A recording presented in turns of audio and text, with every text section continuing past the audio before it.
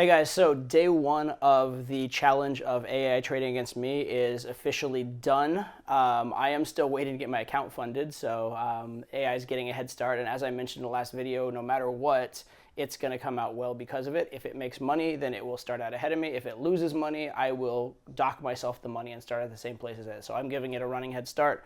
No matter what, it can do no wrong. But we have its first trade in, and I want to talk to you a lot about that trade because I think it is really phenomenally interesting. And it means that we're going to have not just a battle of human against AI, we're going to have a battle of two very different trading philosophies, which should be also very, very interesting. So the first trade that the AI picked, and I'm going to put the trade down below in the description. I will also put its rationale. I asked it afterwards to explain the trade to me, why it did what it did. I'll put its rationale in the description as well, but I'm going to paraphrase it as best as I can for you as well. So what it did is it took about 25% of its portfolio, and it bought a put, 10-day expiring put out of the money on the NASDAQ index. So it's betting on the technology index to go down over that period. It said its holding period is planned at just 2 days. It also, in order to protect itself, in order to keep itself safe, it used some conditional orders where it will, if it goes down a certain amount, it will sell. And if it goes up a certain amount, it will also sell. So it's only trying to make a certain profit range, and it's protecting itself in theory using a stop loss on the downside.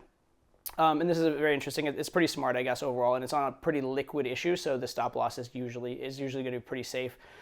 Typically, I don't really use or rely on stop losses because number one, in a situation where you really, really want it to work, it might not, right? If the market's really sliding, you might not get filled at the stop. So if you really want protection, usually options are much stronger, in my opinion. But in this case, it's trying to protect itself. It's trying not to pay option premium.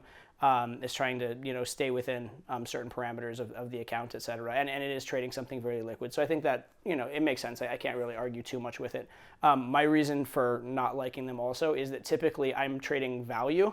So usually if I buy something and the market moves against me, I actually have more conviction that there's more value in what the underlying of what I traded. Whereas the AI is, we'll talk about it in a minute, clearly trading momentum and it's clearly trading market news. So it's a bit of a different trading philosophy overall. Its philosophy, its rationale for giving this trade was essentially that the market was moving in a certain direction. It was being led by particular stocks versus others. And given that mix of things, and also given the fact that there's going to be a Fed committee meeting coming up within the 2-day span, they thought that that could serve as a catalyst for the trade as well. So putting this all together, they believed that this particular issue would move in a particular direction. I personally hate the trade and hate the philosophy, but again, we'll see if it works. So why do I hate the trade? Well, I'm a value-based trader, and the AI, even in its explanation, said it doesn't believe against the long term of the thing that it's shorting. It just thinks that short term it will move. So I'm not a big fan of that. I'm not a big fan of betting that something will go down when you believe that in the long run it might go up. Like I'm betting that it's going to go down in this 2-day period, right? Because you're betting on news, you're betting on market movement, you're betting on who will do what next. You're not betting on the underlying quality of the thing you're betting on. And I'm personally just not comfortable doing that. There are tons of people that trade this way. In fact, I think it's probably the most prevalent way of trading among anybody, among humans. I mean, even if you listen to the hold message at your brokerage, it's telling you this type of data. It's telling you this moved, and the interest rates are this, and the market's this, and the Fed's saying this, and the movement was led by this sector versus that sector. So, I mean, this is a very common way of trading. I don't personally believe in it, but I know a lot of people do it, and I'm sure there are some people that do it successfully.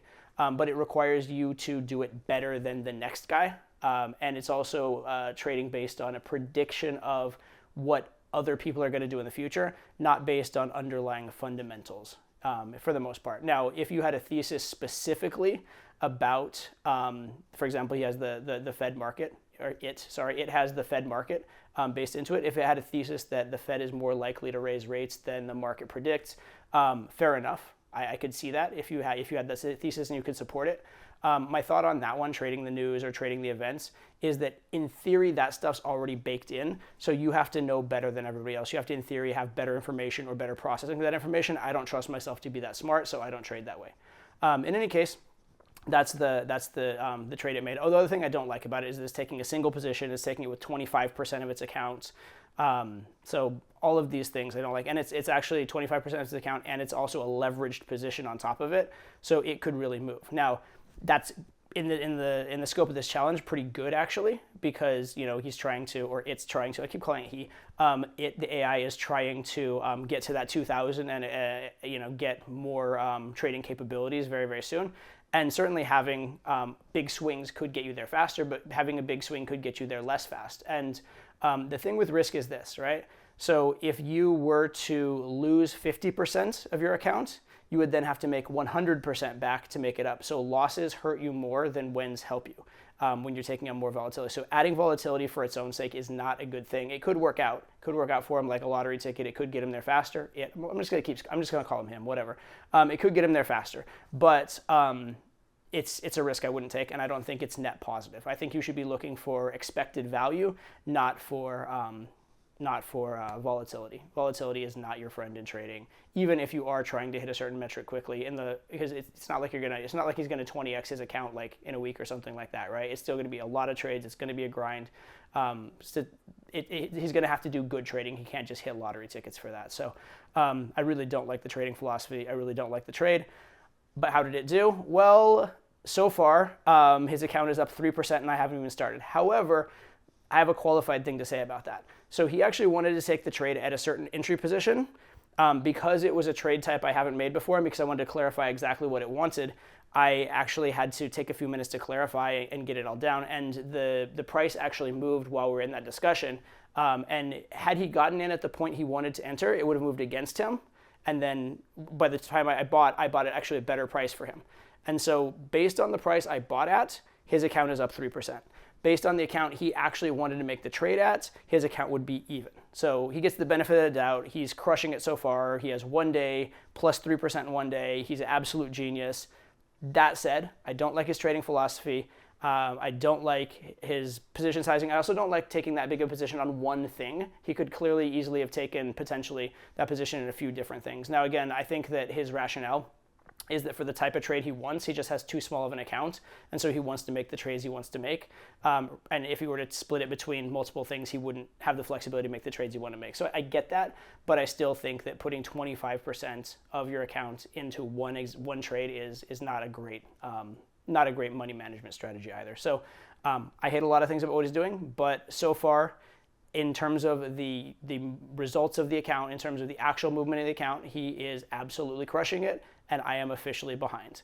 Hopefully I'll get my account funded tomorrow. Hopefully I'll be able to put some money in. When I do, like I said in the previous video, I'm not going to give you my account strategy, but I am going to, I think, tell you kind of my allocation. I'll tell you kind of how much I have allocated to different types of bets and why I made those bets. I'm not going to tell you the actual underlying, but I'll tell you as much as I can so you can understand my thinking in general.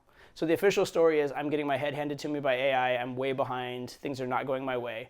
But there are a lot of asterisks on that. I don't love its strategy, and I think that some of its results are aided by a little bit of luck on how it got its trade filled. But we'll see what happens in the long run, and hopefully I can get my account funded tomorrow, and I can get back to you with my positions and my rationale then. Talk to you then. Bye.